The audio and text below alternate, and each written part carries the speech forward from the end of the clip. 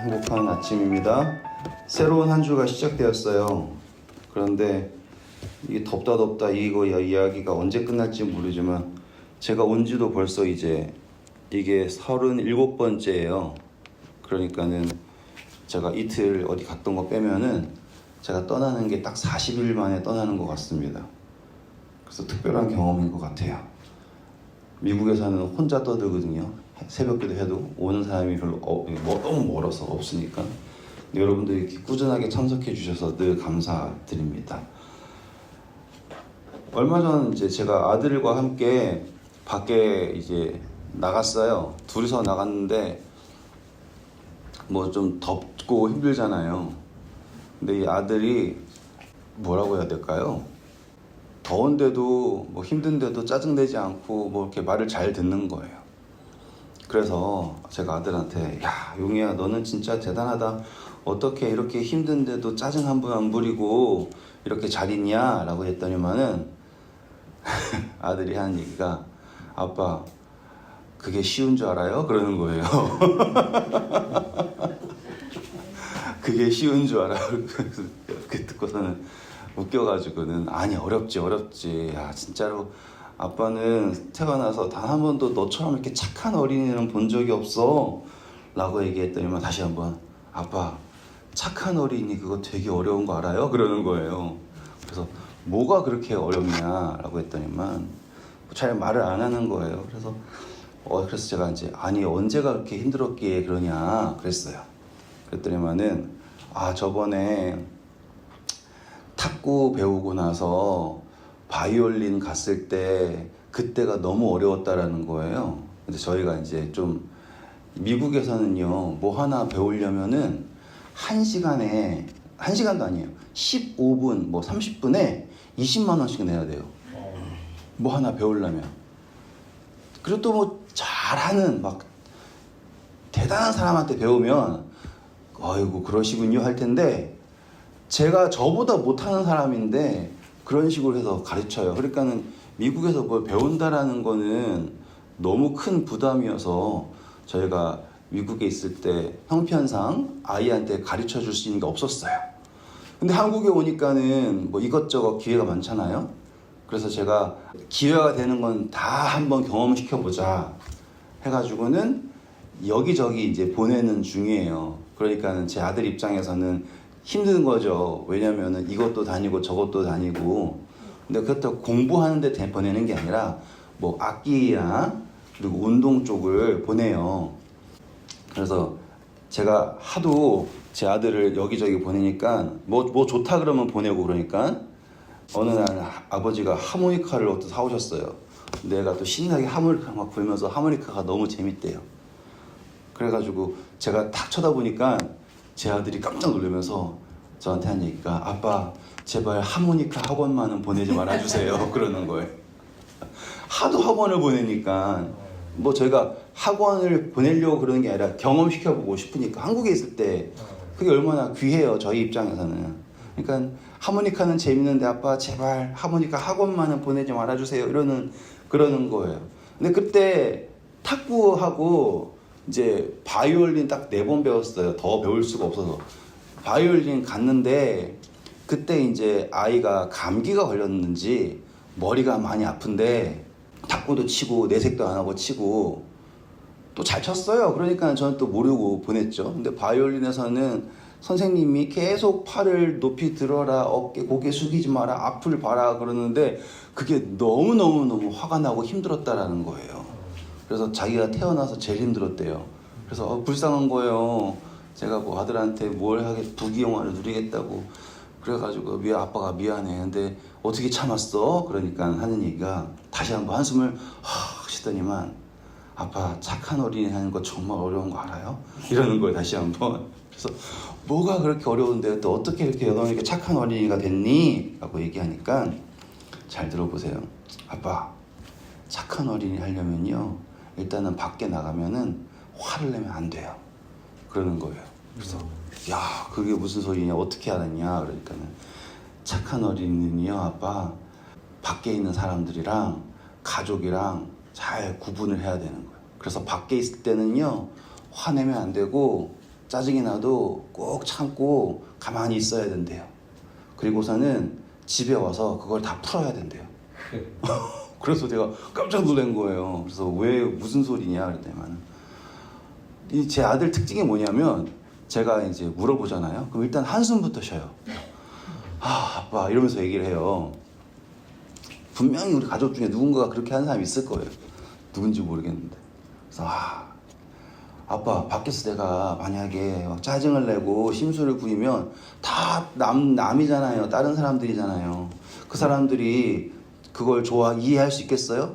당연히 이해 못하겠죠? 그러면서 밖에서는 그러니까는 일단은 참고 조용히 있다가 힘들면 집에 와서 가족들이 있을 때 풀어야 된대요. 왜냐하면 가족들은 다 가족이고 날 사랑하니까 날 아니까 이해해 주잖아요. 그러니까는 좀 나쁜 어린이 하고 싶으면 집에서 하는 거지 밖에서 하면 절대로 안 된다는 거예요. 제가 그 설교를 이제 침대맡에서 들으면서 대체 이놈의 머릿속에는 뭐가 들어오길래 착한 어린이, 나쁜 어린이인데 제가 좋아요. 다 좋은데 중요한 거는 집에 와서 풀어야 된다라는 표현이 너무 신기한 거예요. 집에서 풀어야 된다. 그래서 자기가 하고 싶은 게 있으면 집에 와서 하면 된다는 거예요. 밖에서는 절대로 안 되는데 집에 와서는 다 나를 이해해주고 하니까 그래서 제가 그걸 듣고서 그래서 용이는 집에 오면은 마음대로 하는 거야? 이러면 그렇대요. 근데요 이제 집에 와서 얼마나 마음대로 하는 줄 아세요? 이제 이 한국에 와가지고는 이 할머니 할아버지의 그 후광을 얻고서 집에서 하는 행동이 대박. 그냥 이거는 보통 왕자님도 이런 왕자님이 없어요. 밥을 숟가락에 뜬 적이 없어요. 그래서 밥상에 앉아가지고 숟가락을 안 들고 하는 얘기가 자기는 눈도 뜰 필요도 없고요. 밥상에 앉아서 그냥 입만 벌리고 있으면 된대요. 그러면 누가 먹여줄까요? 여기 계신 요분. 할머니가 아니고.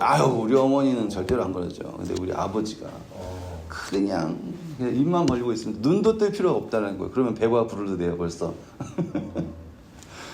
여긴 또 여기 할아버지가 그러고 저기 처가 쪽에 사는 저희 장모님이 그러니까 장모님은 제 아들이 구르라면 구를 뿐이에요. 네, 그런 사랑을 느끼는데 제가 그 얘기 듣고 나니까 밖에서 그렇게 참고서 안에서 이렇게 한다라는 것 자체가 아무 생각 없이 그러는 게 아니라 자기를 사랑하니까 그렇구나 라고 얘기한다는 게 이게 보통 일이 아니었어요. 제 아들 이야기는 이 정도로 마치고 더 재미있는 이야기 많아요. 그런데 이 정도로 마치고 우리가 이 그리스도인으로서 어떻게 살아야 되는가라고 하는 거를요 제가 아들을 통해서 좀 배운 것 같아요. 우리가 이 그리스도인으로서 자유롭게 살아야 되지 않습니까? 뭔가? 그런데 이상하게 밖에서도 억압받고 안에서도 억압받는 그런 느낌의 삶을 살고 계시지 않아요? 혹은 반대로 여기서는 억압받고 교회 딱 떠나면 마음대로 살거나 그런 생각하지 않으십니까? 이게 예수 그리스도 안에서 자유로운 삶이라고 하는 거를 좀 제대로 배웠어야 됐는데 어느 순간 그리스도인으로서의 사는 것을 뭔가 이렇게 가면 쓰고 사는 것 마냥 그렇게 배워왔나 봐요. 여러분들은 어떠실지 모르지만 저는 그렇게 배웠어요. 그래서 뭐 교회 올 때는 이래야 되고 또 밖에서는 제가 군대에 있을 때 별명이 김안식이었잖아요. 그러니까는 이 김안식으로서 사는 게 보통 어려운 게 아니에요. 그리고서는 또 어쩔 때는 제가 그리스도인이라는 것을 잊어버리고 그냥 막 살 때 있잖아요. 그러면 잘 때쯤 생각하면 아이고 큰일 났네 이 생각이 드는 거예요. 내가 한 게 문제가 될까 봐. 그러니 여기서도 시달리고 또 교회에서는 교회대로 시달리고 막 이렇게 시달리고 막 지친 삶이 된 거예요. 그리고 또 이게 시달리고 끝나면 좋은데 이 사람이라는 게 욕심이 있잖아요. 그래서 어떤 생각이 드냐면 다른 사람보다는 좀 나은 사람이 되고 싶은 거예요. 그래서 제가 뭐 새벽 기도도 나오고 성경도 막 읽고 막 전도도 하려고 하고 그랬는데 다른 사람들보다는 저 사람보다는 난 그리스도인처럼 보이지만은 여전히 자유가 없어요. 지금 제가 설명드리는 거 이해하실 수 있겠어요? 네. 그러니까는 노력은 하는데 자유를 못 느끼는 신앙을 하는 거예요. 제 아들은 밖에서는 착한 어린이로 사는 게 힘듭니다. 하지만은 집에서는 다 풀어요. 이렇게 얘기했잖아요. 이제 10살밖에 안 되는 꼬마도 이해하고 있는 거를 저는 신앙을 하면서 이해를 못한 거예요. 한 번도 연습을 해보지 못하고 교회 안에서 그리스도 안에서 자유를 못 느끼는 그런 신앙을 하고 있다라는 생각에 참 가슴이 아프더라고요. 어떻게 해야 될까? 이게 보니까 우리가 계속 우리 스스로를 증명하려고 하는 노력을 하더라고요. 오늘 베드로 이야기를 잠깐 해볼게요. 여러분, 예수님에게는 12명의 제자가 있고요. 그리고 그 중에서도 또 대표적인 3명의 제자가 있죠. 그게 누구예요? 베드로, 요한, 그리고 야고보. 이렇게 3명의 제자가 있잖아요. 그러니까 3명이 있고, 그리고 12명이 있고, 또 그 다음에 또 70명까지 있죠. 그리고 또 여자들까지 포함해가지고는 잔뜩 있어요. 그런데 항상 제자들 사이에서 논쟁이 뭐였어요? 누가 크냐예요. 근데 잘 보시면 누가 크냐라고 하는 이야기에 딱 앞에 보내는 항상 예수님께서 자신이 어떠한 고난을 받아서 십자가에 달리시는 이야기가 항상 먼저 나와요.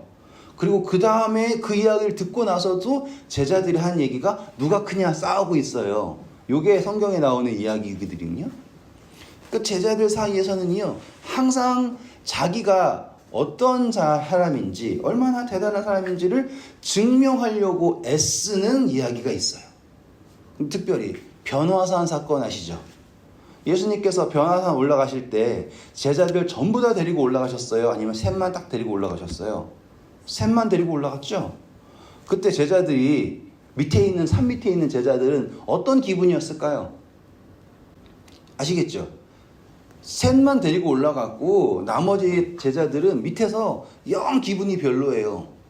그런데 예수님께서는 밑에 있는 제자들을 그냥 아무 일도 안 하고 가만히 있게 두시지 않았어요.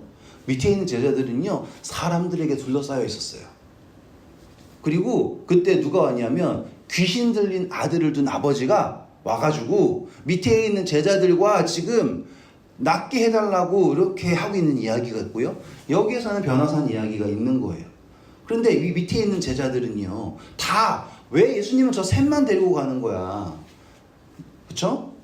야이로의 딸 낫게 할 때도 그 셋만 데리고 가고, 왜 계속 저 셋만 데리고 가고 우리는 여기에서 이러한 취급받나라고 하는 생각이 들었어요. 그래가지고 딱 그 귀신 들린 사람 나타났을 때 자기가 해보겠다고 해서 다 덤빈 겁니다. 근데 됐어요, 안 됐어요? 안 된 거예요. 그러면서 예수님이 내려오셨죠? 그때 제자들이 뭐라 그랬어요? 왜 안 됩니까? 라고 얘기했죠. 예수님이 너 믿음이 없다 그러잖아요. 그렇죠? 믿고 의심치 않으면. 이 이야기가 왜 그러냐면 제자들은 계속 자기를 증명하고 싶어요. 여러분, 유다가 왜 배반한 줄 아세요? 유다가 처음부터 야, 나는 예수님을 배반할 사람이야, 이 마음 먹고 배반한 게 아니에요. 유다는 계속 스스로를 증명하려고 했어요. 그리고 예수님이 자기가 스스로를 증명하는 모습을 보고 예수님이 유다를 인정해 주길 바랬어요. 유다는 예수님이 메시아가 되길 원했어요. 예수님이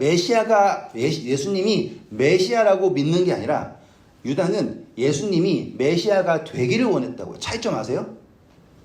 예수님이 메시아다가 아니라 예수님이 메시아가 되기를 원했어요. 왜냐? 그가 생각하고 있는 메시아는 어떤 메시아예요? 로마를 없애버리고 이 유대인들을 다시 한번 전 세계의 지배자가 되게 하는 메시아가 되기를 원했고, 유다가 생각하는 방식대로, 유다가 머릿속에 그리는 대로 예수님이 스스로를 증명하기를 원했어요. 근데 예수님이 유다의 생각대로 따르셨어요? 한 번도 안 따랐어요.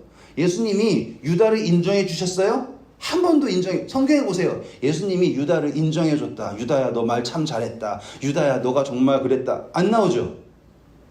제자들은요, 유다뿐만 아니에요. 요한하고 야고보, 얼마나 극성이었어요. 이제 엄마까지 데리고 왔죠.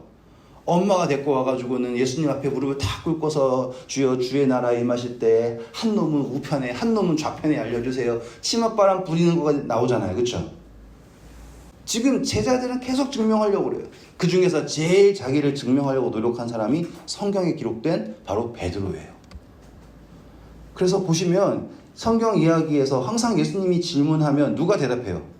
베드로가 대답하죠.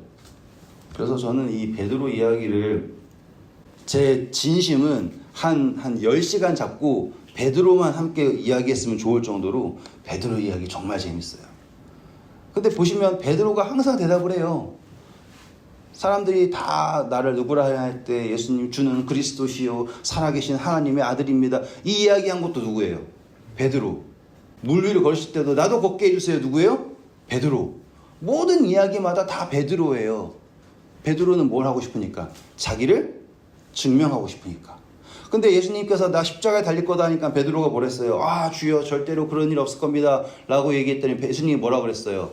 고맙다 그랬어요? 사단아 물러가라 그랬어요. 그러면 베드로는 기분이 어떨까요? 쭈글쭈글 하겠죠?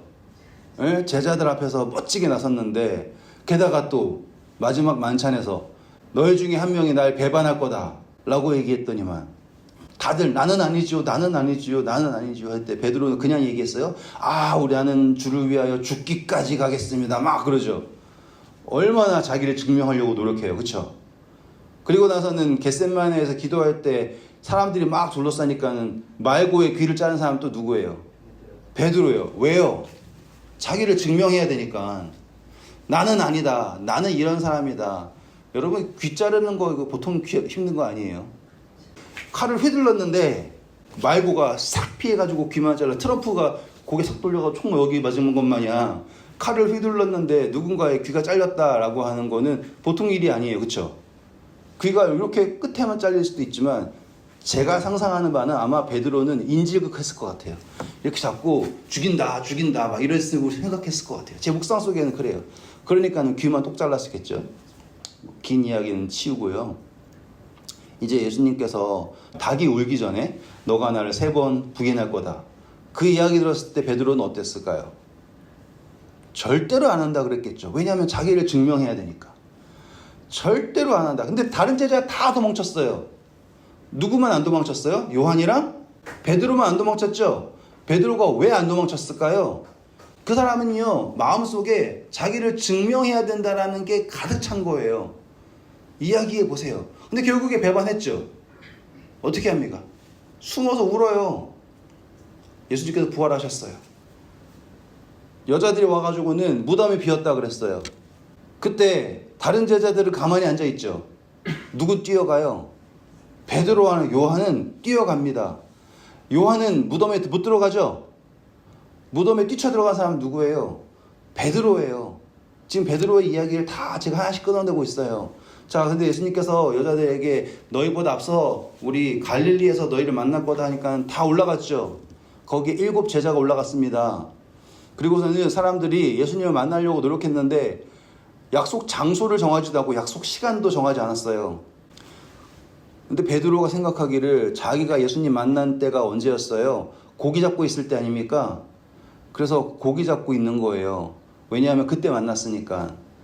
고기 잡아서 한몫 챙기려고 하는 고기잡이가 아니라 예수님 만나려고 하는 고기잡이에요. 이 차이 좀 묵상해 보세요. 너무 좋아요. 그때 예수님께서 사람들을 부르시죠. 근데 사람들은 다 배 타고 올 때 물속에 혼자 뛰어든 사람 누구? 베드로. 재밌죠? 자, 이제 오늘의 주제의 말씀이에요. 예수님이 조찬을 찾으시다가 베드로에게 묻습니다. 내가 나를 사랑하느냐? 맞죠?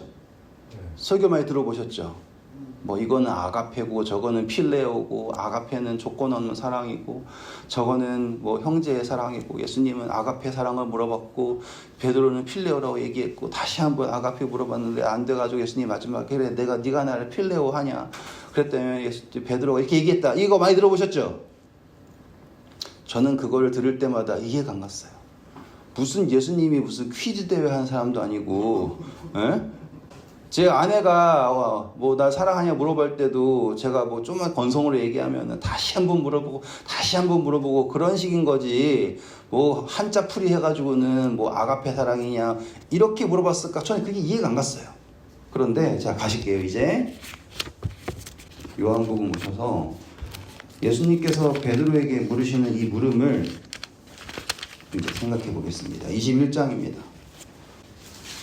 21장 1절부터 읽겠습니다. 그 후에 예수께서 디베랴 호수에서 또 제자들에게 자기를 나타내셨으니 나타내신 일은 이러하니라. 시몬 베드로와 디두모라 하는 도마와 갈릴리 가나 사람 나다나엘과 세베대의 아들들과 또 다른 제자 둘이 함께 있더니. 이제 제자들이 이 정도 있구나 아셨죠? 이제 다들 이제 물고기를 잡고 있었습니다. 그리고 예수님께서 오셔서 얘기할 때 쭉 넘어가셔서요. 15절입니다. 그들이 조반 먹은 후에 예수께서 시몬 베드로에게 이르시되 요한의 아들 시몬아 내가 이 사람들보다 나를 더 사랑하느냐 하시니 이르되 주님 그러하나이다. 내가 주님을 사랑하는 줄 주님께서 아시나이다. 이르시되 내 어린 양을 먹이라. 자, 예수님께서 너가 날 사랑하냐 물어보시지 않았어요. 그냥 물어본 게 아니라 이 사람들보다 사랑하느냐예요. 이제 차이점 보이시죠? 예수님께서 하신 질문은 너가 나를 아가페 사랑하냐 물어보시는 게 아니라 핵심은 여기 있는 사람들보다 나를 사랑하느냐라고 하는 게 핵심이에요. 거기에는 베드로를 포함한 다른 제자들이 있단 말이에요. 근데 그 중에서 예수님 배발한 사람은 누구밖에 없어요, 지금? 베드로밖에 없어요. 근데 예수님이 야, 너가 날 사랑하냐? 이 정도 물어본 게 아니라 여기에 있는 사람 모두보다 너가 날 사랑하느냐 물어본 거예요. 다른 사람들이 옆에서 저기 멀리 있는데 베드로 혼자 몰래 데리고 와가지고는 귓속말로 야, 너가 날 사랑하냐? 이렇게 물어본 정도가 아니라 다 같이 앉아서 지금 예수님께서 구워준 생선 먹고 이렇게 앉아 있는데 다들 예수님 앞에서 무슨 말 해야 될지 모르고 있잖아요. 볼까요? 예수님 앞에서 사람들이 아무 말도 못합니다. 12절 예수께서 이르시되 와서 조반을 먹으라 하시니 제자들이 주님이신 줄 아는 고로 당신이 누구냐 감히 묻는 자가 없더라. 지금 예수님 앞에서 예수님 알아보긴 해요. 근데 죽었다 살아났으니까 믿겨지지 않죠. 거기서 무슨 말 해야 될지도 모르고 그냥 주시는 거 먹고 있는 이런 상황에서 예수님 베드로에게 너가 나를 여기 있는 사람 모두보다 사랑하냐? 베드로가 할 말이 있을까요? 왜냐하면 예수님 세 번째 배반할 때 예수님이 어떻게 하셨어요? 돌아보셨잖아요. 이렇게. 베드로는 예수님 몰래 배반할 줄 알았는데 예수님이 그걸 다 듣고 계셨고 끝까지 보셨잖아요. 근데 과연 베드로가 여기에 있는 모든 사람들보다 예수님을 사랑한다 말할 수 있을까요? 라고 할 때 베드로가 한 얘기가 뭐냐면 주께서 아시나이다. 그쵸? 내가 주님을 사랑하는 줄을 주께서 아시나이다. 예수님이 똑같이 물어보십니다. 두 번째 이르시되 요한의 아들 시몬아. 자, 여러분 우리가 자녀들 부르실 때 이름 부를 때가 있고 성까지 부를 때가 있죠. 차이점 뭐예요? 제 아들 용유야 부를 때랑 김용유 부를 때랑 차이점이 뭐예요? 지금 성까지 부르면은 일단은 문제가 있는 거예요. 용유야 일로 와라나 김용유 일로 와 차이점이 끝난단 말이에요. 지금 예수님이 베드로 이렇게 부르지 않고요. 요한의 아들 시몬아죠, 그렇죠? 이거는 최대의 표현이에요. 이제 이 이야기는 보통 이야기가 아니네요. 계속 부를 때 너 나 사랑하냐? 이 정도가 아니라 요한의 아들 시몬아, 요한의 아들 시몬아. 베드로가 똑같이 얘기하죠. 주께서 하십니다. 세 번째 이르시되 요한의 아들 시몬아 내가 나를 사랑하느냐 하시니 주께서 세 번째 내가 나를 사랑하느냐 하심으로 베드로가 근심하여 이르되 주님 모든 것을 아시오매 내가 주님을 사랑하는 줄을 주님께서 아시나이다. 자, 이제 달라졌어요. 내가 사랑하는 줄 주께서 아십니다. 이게 아니라 이제 예수님 모든 것을 다 아시는데 내가 주님을 사랑하는 줄을 모든 것을 아시는 예수님 당신이 아십니다 라고 얘기가 나온 거예요. 자, 이 이야기의 차이점이 뭐냐면 그 전에 베드로가 생각했던 하나님에 대한 사랑은요, 자기가 증명해야 되는 거예요. 그래서 최소한 여기 있는 사람들보다는 내가 예수님을 사랑합니다, 그거를 증명해 왔어요. 한 번도 역전당한 적이 없어요. 그래서 내가 예수님을 사랑하는 거예요 라고 하는 게 베드로의 신앙이었어요. 근데 이제 베드로의 신앙이 마지막에 이 질문은 뭐였냐면, 증명해서 알게 되는, 증명해서 나타나는 하나님 사랑이 아니라 예수님께서 모든 것을 아시잖아요. 그 아시는 것을 넘어서 예수님께서 이제 인정해 주시는 사랑. 그래서 베드로가 마지막 세 번째, 모든 것을 아시오매 주께서 내가 주를 사랑하는 것을 아시나이다. 그때 예수님께서 하시는 말이 뭐냐면 내 양을 먹이라. 다시 한번 말씀하시는 거예요. 내 양을 치라, 그리고 마지막에 내 양을 먹이라 하는 이 과정까지의 이야기가, 예수님, 내가 예수님 사랑하는 걸 아십니다 라고 얘기할 때 예수님이 네가? 이렇게 하지 않으시고 계속 예수님께서 맡기시는 장면 나오죠. 내 양을 치라, 그리고 내 양을 먹이라. 차이점이 있을 거예요. 이 질문이 끝나고 나서 베드로는 더 이상 자기를 증명하려고 애쓰지 않고, 그렇죠? 하나님의 양을 먹이는 것에 자기의 삶의 목적이 있다라는 그 신앙의 전환점이 여기서 생겼을 거예요. 오늘 우리가 신앙을 하면서요, 계속 나를 증명하려고 애쓰는 그러한 교회 밖에서도 자유롭지도 않고 교회 안에서는 더 신경 쓰이는 신앙을 하시지 않았습니까? 오늘 우리 그 신앙, 증명하려고 하는 신앙에서 졸업하시고 예수님께서 다 아신다라는 것 믿고 예수 그리스도의 양을 먹이려고 하는, 그 양을 치고 양을 먹이고 예수 그리스도의 사역자가 되시는 저와 여러분 되기를 바랍니다. 아멘. 비록 우리가 베드로처럼 참 복잡한 삶을 경험할지 모르지만 결국 예수님께 돌아왔을 때 예수님께서 우리를 품으신다라는 것을 믿고, 10살짜리도 알잖아요. 밖에서는 그리고 안에서는 풀어야 된다. 예수 그리스도 안에서 자유를 누리시기를 바랍니다. 기도하겠습니다. 아버지 감사합니다. 오늘 저희에게 다시 한번 어떠한 신앙을 가져야 될지에 대하여 생각하게 하셨습니다. 저희가 저희 스스로를 증명하려고 세상에서도 노력하고 교회 안에서도 노력을 하고 단 한 번도 예수 그리스도 안에서의 자유를 누리지 못하고 살지 않았습니까? 오늘 저희가 베드로의 이야기를 통해서 배운 것처럼 저희가 노력해왔던 모든 것이 정말 인간적인 생각 속에서의 신앙이었음을 고백합니다. 오늘 예수님께서 저희에게 다시 묻으신다면 내가 여기 있는 모든 사람들보다 나를 사랑하느냐? 저희가 스스로를 증명하기 위해서 제가 이렇게 했으니 더 사랑합니다, 저걸 했으니 더 사랑합니다가 아니라 주여 모든 것을 아시오매 내가 주를 사랑하는 줄 주께서 아시나이다 라고 하는 고백을 하는 신앙인이 될 수 있도록 도와주세요. 예수 그리스도 안에서의 자유를 누리기 원합니다. 그리고 예수 그리스도를 의지하여 예수 그리스도의 양들을 먹이고 양들을 치고 그들을 예수님께 이끄는 그리스도인이 될 수 있도록 도와주세요. 오늘 이 하루 다시 한번 아버지께 의탁드리고 저희의 기도로 저희의 마음이 아버지께 뿌리 내리기를 원합니다.